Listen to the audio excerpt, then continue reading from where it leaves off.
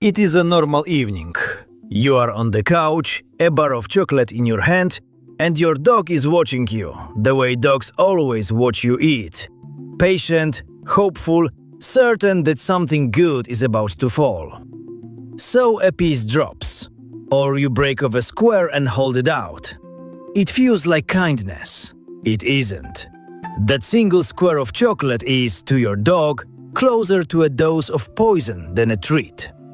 Not in enormous amounts, not slowly over years. One serving in the wrong dog can push a heart into a rhythm it never comes back from. And here is the part almost nobody knows.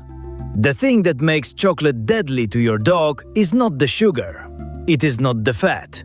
It is not some vague rule that dogs cannot have human food. It is one specific molecule and one number measured in hours that decides whether your dog walks away from this or does not. But to understand that number, you first need to understand what chocolate actually is. Most people assume chocolate hurts dogs because it is too rich. Too much sugar, too much fat, a bad stomach, some vomiting, and then it passes. That is not it, not really. Yes, the fat and the sugar can make a dog sick, but that is the mild version. The version almost every dog survives. The thing that actually kills is invisible, tasteless, and present in every piece of real chocolate ever made. And it has a name most owners have never once heard. It is called theobromine. Theobromine is a natural compound found inside the cacao bean, the seed that every chocolate on Earth is made from. The plant does not make it for us. Like caffeine, theobromine is a bitter chemical the cacao tree produces to defend its seeds. A mild toxin meant to discourage the things that would eat them. We simply learned to grind those seeds into something we love. It belongs to a family of stimulants called methylxanthines. Caffeine is in that same family. So think of theobromine as caffeine's slower, quieter cousin. Gentler in a single hit, but much harder for a body to get rid of once it is in. In you, theobromine is essentially harmless. Your liver takes it apart and flushes it out quickly. Drink a mug of hot cocoa, and within a couple of hours, most of it is already gone, broken down and on its way out. Your body is built to handle this molecule without ever noticing it was there. That is the key word. Handle. Because whether theobromine behaves like a treat or like a toxin has almost nothing to do with the molecule itself. It has everything to do with how fast a body can clear it away. Toxicologists have a way of measuring exactly that. It is called half-life, the time it takes a body to remove half of a substance from the blood. A short half-life means the compound leaves fast, gone before it can ever pile up. A long half-life means it lingers, it stays, and every new hour it refuses to leave. It is still there, waiting, while the level in the blood climbs instead of falling. Picture a bathtub. Theobromine coming in is the tap. The body clearing it out is the drain. In a human, the drain is wide open. You can pour a lot in, and the level barely rises, because it empties almost as fast as it fills. Now imagine the same tap and a drain the size of a pinhole. Nothing overflows because the tub is big. It overflows because the water has nowhere to go. For theobromine in a human being, the half-life is roughly 2 to 3 hours. Short, forgiving. You cleared the stuff long before it could do anything to you. Now hold that number in your head. 2 to 3 hours. And look back at the animal sitting on your couch. In a dog, the half-life of theobromine is about 17.5 hours. 17 hours. That is the wall. That is the entire reason a molecule that is nothing to you can be lethal to your dog. Same chocolate, same compound. but a body that takes 6 to 8 times longer to get rid of it. In a dog, theobromine does not simply pass through and leave. It builds. And this is the moment that piece of chocolate stops being food and becomes something else entirely. As theobromine accumulates in your dog's bloodstream, it does two dangerous things at the same time. First, it blocks the receptors that normally tell the heart and the nervous system to slow down and settle. It cuts the body's own brakes. Second, it drives the cells in the opposite direction, pushing calcium into the muscle and triggering a release of the animal's own adrenaline. Brakes off, accelerator jump to the floor.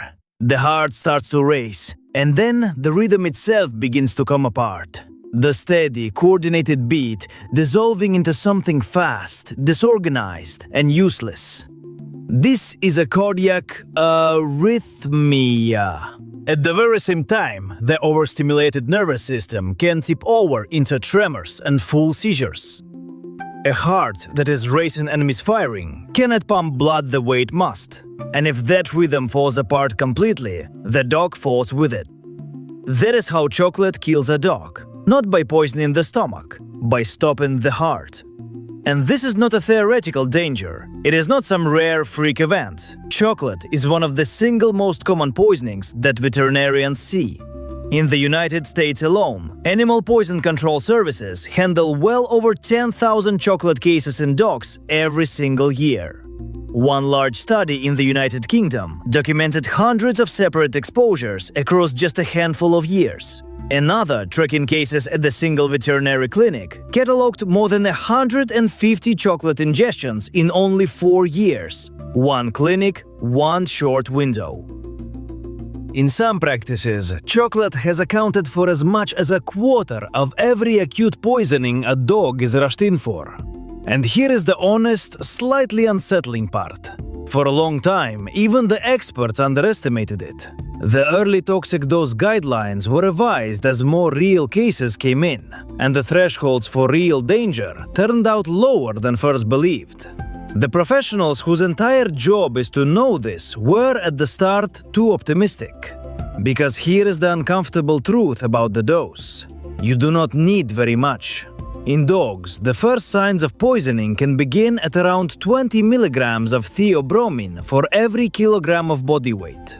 The genuinely dangerous heart effects can start around 40 to 50. Seizures can follow past 60. Now measure that against what is actually inside the chocolate. Dark chocolate and baking chocolate can carry 15 to 20 milligrams of theobromine packed into a single gram. For a small dog, that math is brutal. Take a 5-kilogram dog, a small terrier, say. The mild poisoning line for that animal sits at only about 100 milligrams of theobromine. A single 10-gram square of strong dark chocolate can already carry that much on its own. Not a whole bar, one square. And the cardiac danger threshold is not far above it. And then remember the 17 hours. The symptoms do not always arrive fast. A dog can look completely fine for hours, while the level in its blood quietly keeps climbing. Owners go to bed believing the worst has passed. It has not. In serious cases, the effects can drag on for up to 3 full days. So who actually dies? The pattern is grimly predictable. Small dogs, because the dose per kilogram stacks up so fast in a little body. Dogs that get into the strong stuff. Dark chocolate, cocoa powder, unsweetened baking bars. And dogs that find something unattended. The classic case is the big happy dog that eats an entire box of chocolates left out on the floor. Which is exactly why this spikes on the calendar. Chocolate poisoning calls climb by more than 200% around holidays like Christmas and Easter. The precise days we fill our homes with chocolate and leave it within reach of an animal that cannot process it. In the end, chocolate is not evil, and your dog is not fragile. It comes down to one molecule that your dog's body cannot clear fast enough. A stimulant that lingers for 17 hours, where it would be gone from you in 2, stacking quietly until it reaches the heart. That is the whole story. Not the sugar, not the fat. A number measured in hours, hidden inside something we think of as nothing but comfort.